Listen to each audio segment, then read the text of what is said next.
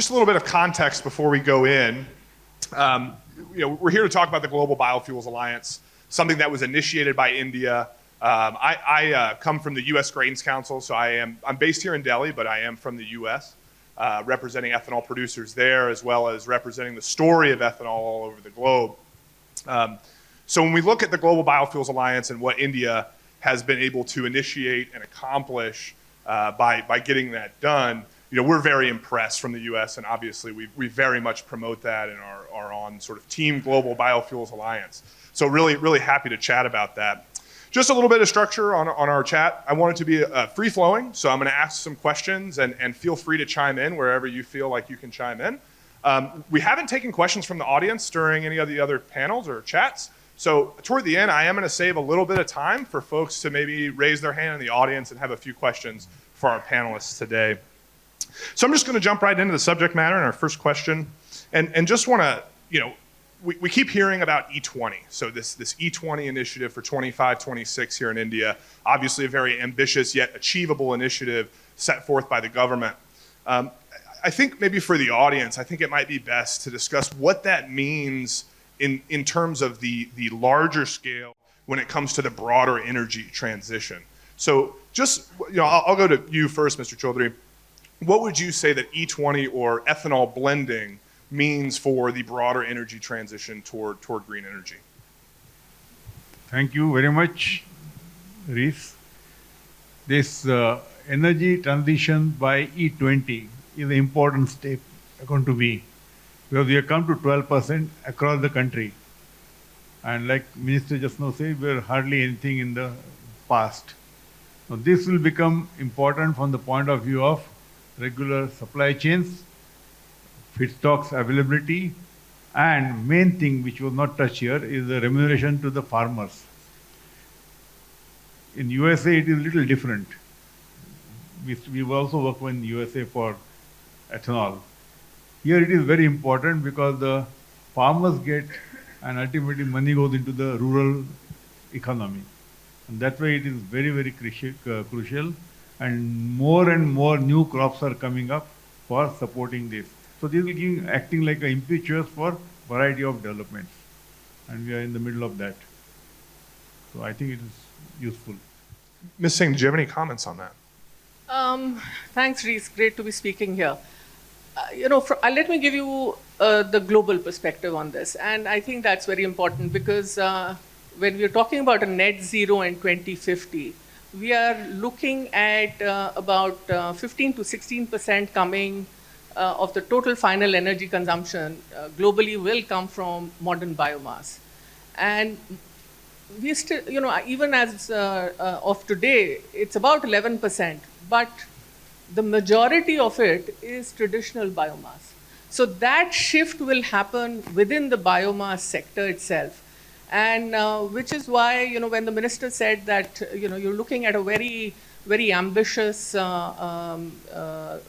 pathway for India, because India is an agrarian society, and naturally, if the biomass supply chains can become much more organized, the farmers can get better remuneration. It has a huge impact on the economy of the country. And even globally, because you do foresee about, and that's what the IRENA analysis says, that we're looking about at 25% of the contribution of biomass and biofuel in transportation, and that's a big thing. You're really looking at a huge and substantial increase in capacity, and those increases will come from countries where biomass is a very predominant renewable resource, which has to be much more organized and has to come into the value chain to produce energy. I'm going to come right back to you, Ms. Singh, on this one, because you mentioned something that came up with Minister Singh Puri as well. You talked about sort of the revitalization of economies. You also touched on it too, Mr. Chaudhary. We also heard it from Mr. Ravi this morning, or this evening, discussing that that energy economies can certainly revitalize entire nations and regions. You talked about some of the different sort of economic impacts that can, or economic value chains that can be impacted. Could you talk about sort of, when we talk about the global south, could you talk about ethanol's role in potentially revitalizing the global south? A lot of the biomass that will come into globally will come from the global south. And I think this Global Biofuels Alliance, it's a very important initiative because, there is, we already know that India is capable and has, has demonstrated in many other ways of how frugal engineering can be done. India is also a country where entrepreneurs have shown how costs of technologies and projects can come down very substantially. And I think the other very important aspect is, I think where the innovation is really needed is to see how the mandis, the markets where farmers can bring the biomass, get better organized for them to get better value from it. So these are really the takeaways that have a lot of meaning and importance for the global south, because many of the economies are in fairly similar situations. So I think the innovation that will come in the business models coming from India will have a huge impact on how many other countries in the developing world can take this whole initiative and move forward with it. Anything to add, Mr. Chaudhary?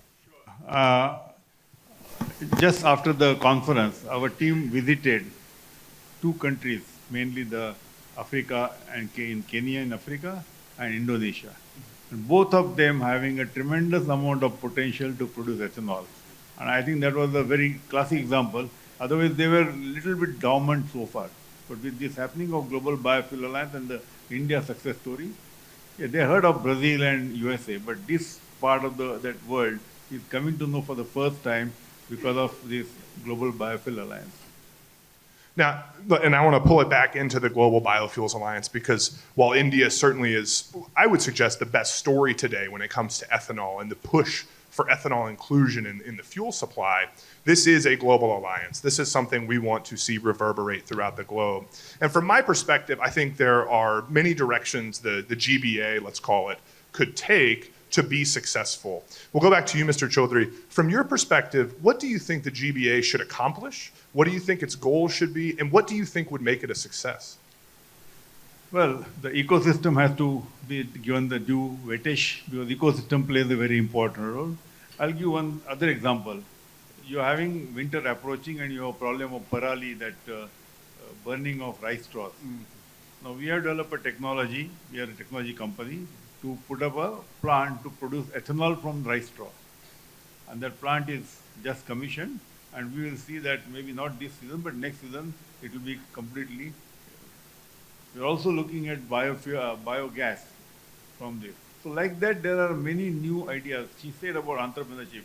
Ours is like a innovative company. We keep on doing this kind of ideas and try it in different places. So I think it will give a very big push to this, and the ecosystem has to happen, because then the supply chain, the evacuation, we call it three projects: feedstocks, technology, and products. And they work in hand, it becomes a success. And I think it's going to happen here. Wonderful. Ms. Singh, anything you think the GBA could accomplish? Yeah, let me add another very important aspect, which is finance.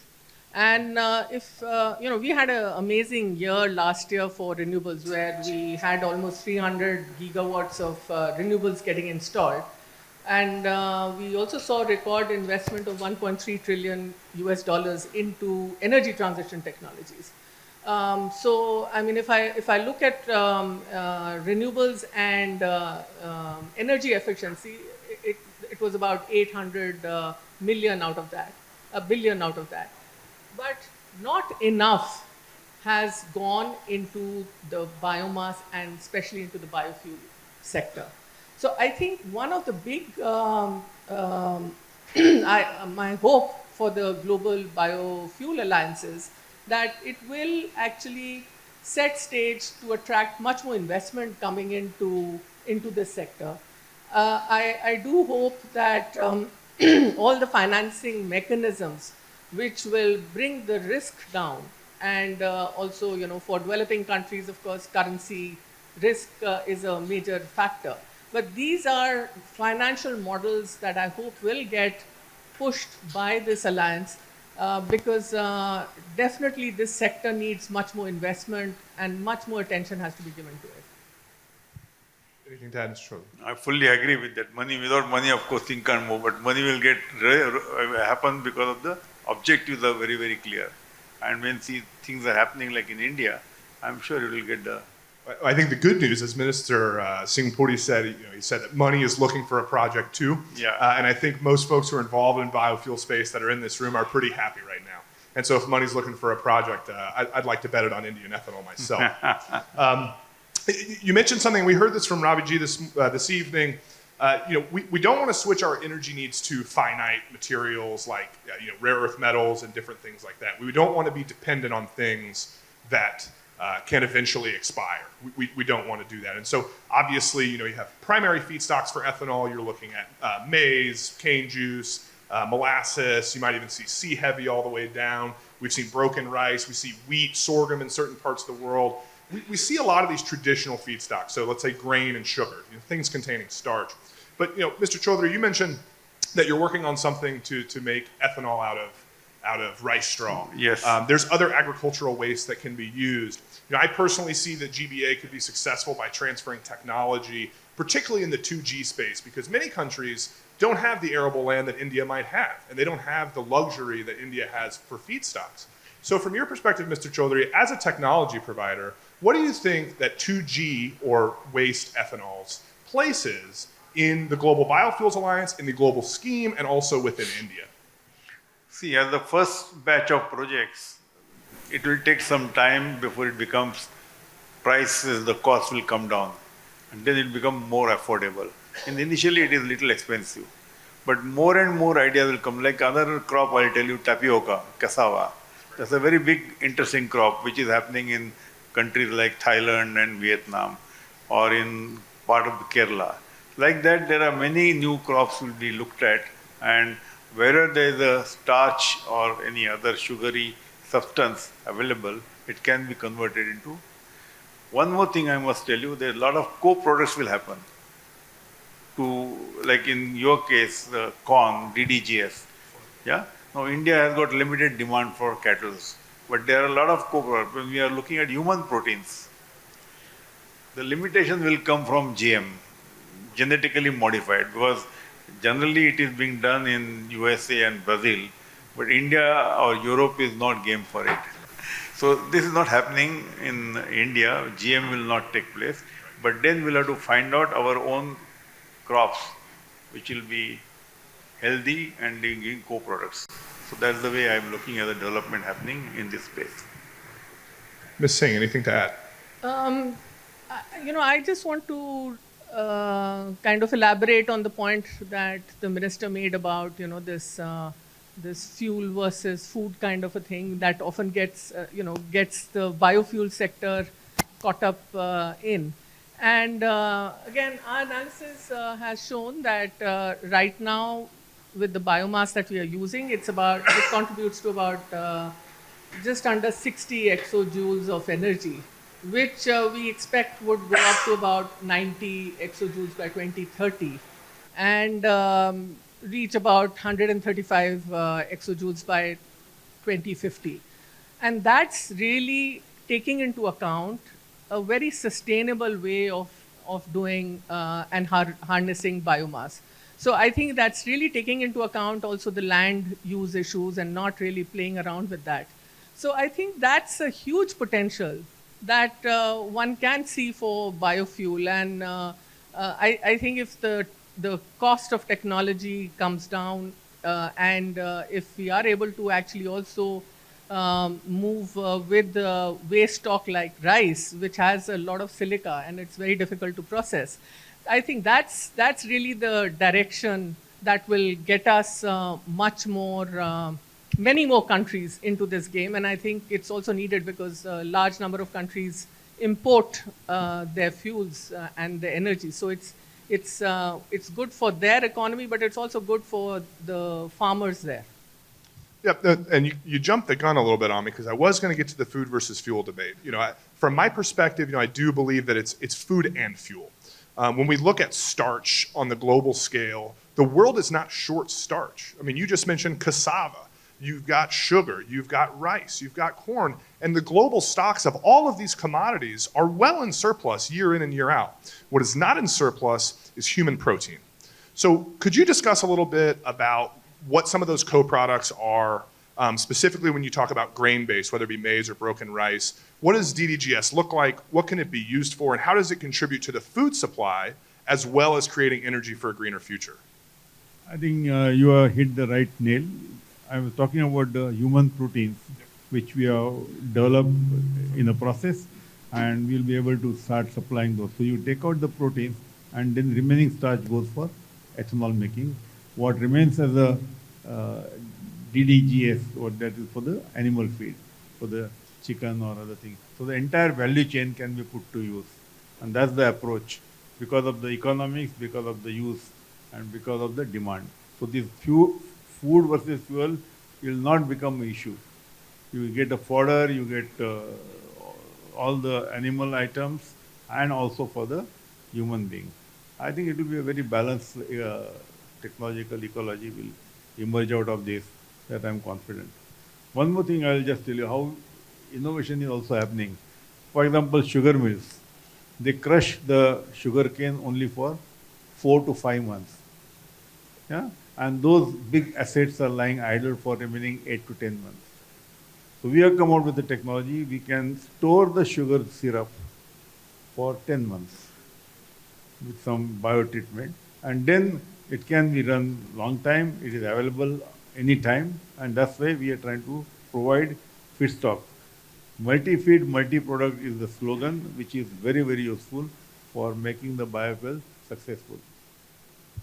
I couldn't agree more. And there's research going on all over the world to where these co-products can be fed directly to humans and don't have to go to animals for dairy production or poultry production. So I think there's many applications of these co-products, and the innovation that's happening is certainly wonderful. And Praj being one of the world leaders in that, we thank you very much for your efforts there. I want to bring it back to the Global Biofuels Alliance and what that means for India. The minister earlier touched on India only being 3% of the global ethanol market, and that is true. So the Global Biofuels Alliance is certainly something that is sincere, it's achievable, and it shows the aspirations that India might have. And we talked at the very beginning of this about the India story. What is India's push for E20, its formation and being a leader in forming the Global Biofuels Alliance? What does that mean for India as an example in the region and also in the world? Very interesting question. So with 3% consumption portion India taking and still trying to become a leader in this Global Biofuel Alliance, I think it's a vision of our Honorable Prime Minister who has really put to use. Solar Alliance has happened. You see the solar, the way it is being made available. It was the Global Solar Alliance. Now this is the Biofuel Alliance. And biofuel has got a huge potential in other walks of life. Say, example, aviation. Ministry did not touch about it. Aviation fuel, sustainable aviation fuel is a big thing. And it is happening in India on a regular basis. It will have a huge potential. So this 50% can be replaced by biofuels.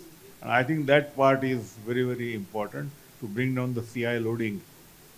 Similarly, the ethanol from corn, which is made in USA, now we are offering a technology to bring down the CI. Yeah, and that is finding a lot of takers. With some modification, some additional equipment, we can bring down the CI loading. So all those efforts are going on, and this innovation will definitely play a very, very critical role on variety of fronts. So it is aviation fuel. The ethanol with low carbon will go for aviation purpose. Like that, it will be positioned. And there's a global, aviation is a global demand. So I think truly it has become Global Biofuel Alliance. Yeah, I think that SAF certainly is the next big push and shows us that these investments are not short-term, but they have long-term potential because demand is not finite. It will continue to grow. We'll find applications for this energy. Ms. Singh, I pose the same question to you. You're stationed in the UAE, so perhaps you have a different perspective on India as an example in the region. Could you maybe elaborate on what you've seen? So I think what Mr. Chaudhary said about aviation fuel, let's not forget that. It will require about 110 billion liters of aviation fuel. So it's a huge sector. And I think there's a lot of effort that airlines are making to get into this.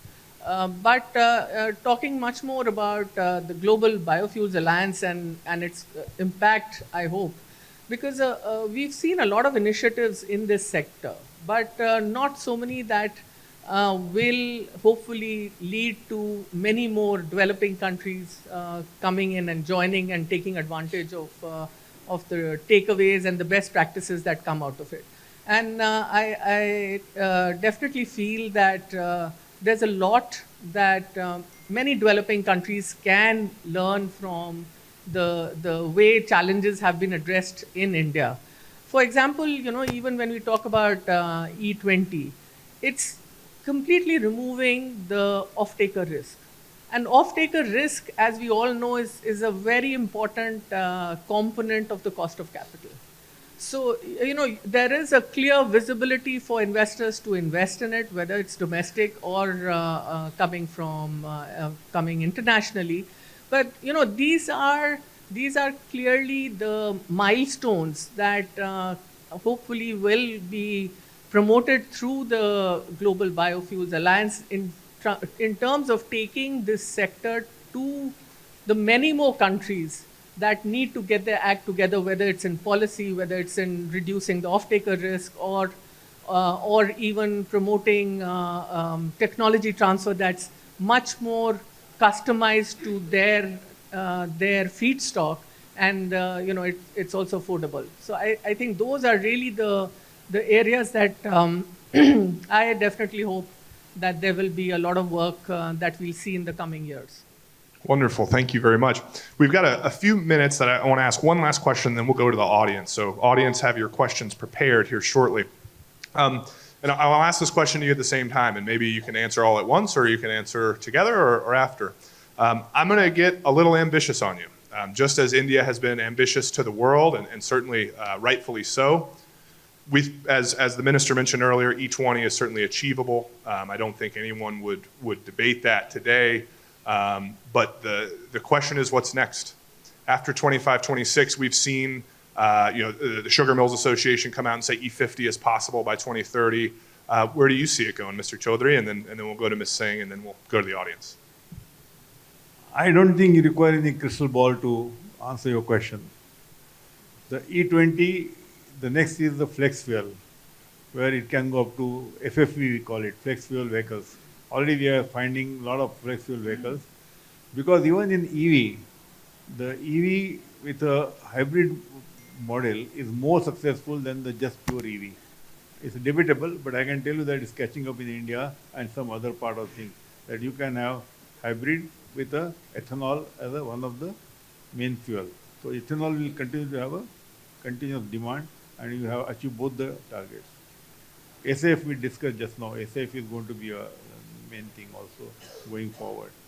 So percentage of ethanol blending will go up with the FFV. Going for SAF, marine fuel is still pending, marine fuels. And there's also possibility that ethanol and hydrogen connectivity will be established. That's the way I'm looking at it. And I'm sure that is around the corner. So you have practically full exploitation of ethanol, C2H5OH as a starting point. We'll find a lot of takers in variety of forms and shapes, and this is my personal decision. Ms. Singh? Well, I would definitely go with what Mr. Chaudhary has put out, and I think Brazil has really shown us the way. So it's not as if you're looking into something very futuristic, because it's already happening there. So I do see that as the blending portion goes up with flex fuel coming in, I also see that many more countries looking at the examples that have been set by India and other countries that Mr. Chaudhary was talking about Kenya and Indonesia, we would also see good policies coming through in many other countries, which will take care of the off-taker risk. And hopefully, as we go into the future, we'll also see the technology risk coming down so that the banks are much more happier lending to this sector. And hopefully with that economic revitalization in the agrarian space as well, we can see maybe energy costs go down as we see in Brazil, as you see at the pump. The higher the ethanol blend, the lower it may cost for you to fill up your vehicle. I do want to turn it over to the crowd at this point. We have about 4.5 minutes. If anybody has any questions for the panel, don't be shy.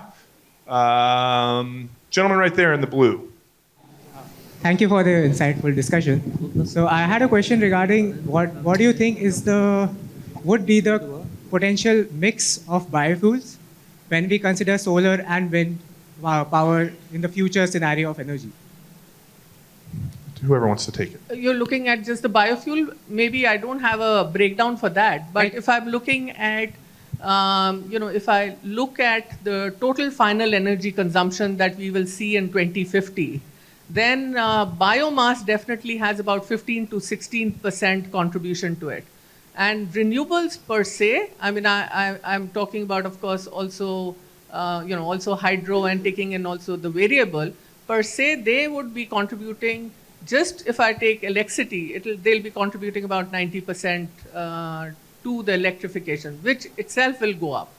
So I don't think I recall about how the biofuel per se will be there.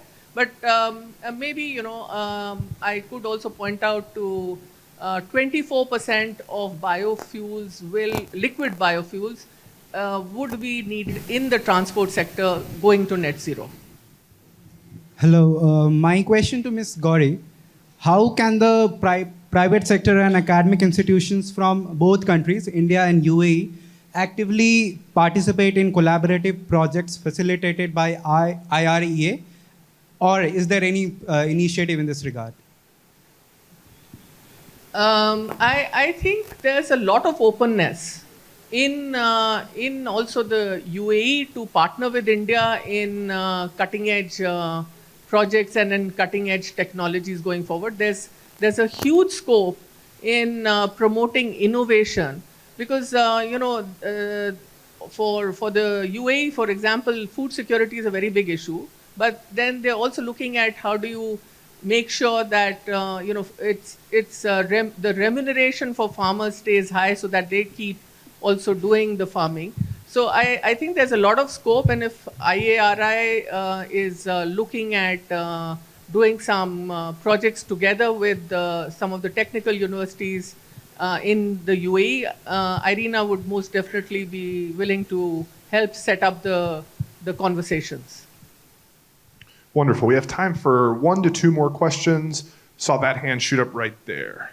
And then we'll go to you next. You'll finish us off. So we'll go here and then there, and that'll finish us off. Hello. In the context of forming alliances and increasing the outreach of biofuels, the African countries are constantly being talked about as the centerpieces. But some of them are, straight up 100% dependent on other countries for imports of their grains. SMA, now in a time where leading producers such as Ukraine and Russia are at war, how do we plan to increase the outreach of biofuels and include the African countries into this as well, given they are also dealing with the problems of food insecurity? Mr. Chaudhary, did you maybe want to take some of the technology that could help Africa as they deal with food insecurity? Africa also grows tapioca. Okay, so there are a lot of biomass also available. So variety of feedstocks are there. And this war, if you can take as a perpetual thing, I don't know, but I'm sure there will be a scope. East Africa, there's a growth of sugarcane. In other part of Africa, like Nigeria and all that, it's going to be tapioca. So like that, this variety of feedstocks are available. And I think it will be useful to use different kind of feedstock and they can be put to use. So there's always a scope for making biofuel from these different feedstocks. So I'm not really concerned about that. Only thing is there will be a question of financing. And there's a model being worked out is that some of the European companies, they would like to, like we did a project in Sierra Leone. Yeah? Money came from Switzerland. So like that, there's a funding coming from Europe or other part of the world, I think these projects will go forward.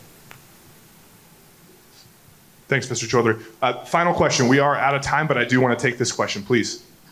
So thank you for the opportunity, first of all. But while we are going through these kind of discussions, and it is more motivated and inspired by G20 event, and we were successfully able to involve all the countries together into the big transition, energy transition. We were certainly not really ready for the wars coming in. So our private companies and our governments in the world, are we ready for taking the challenges that are coming into with the war coming in?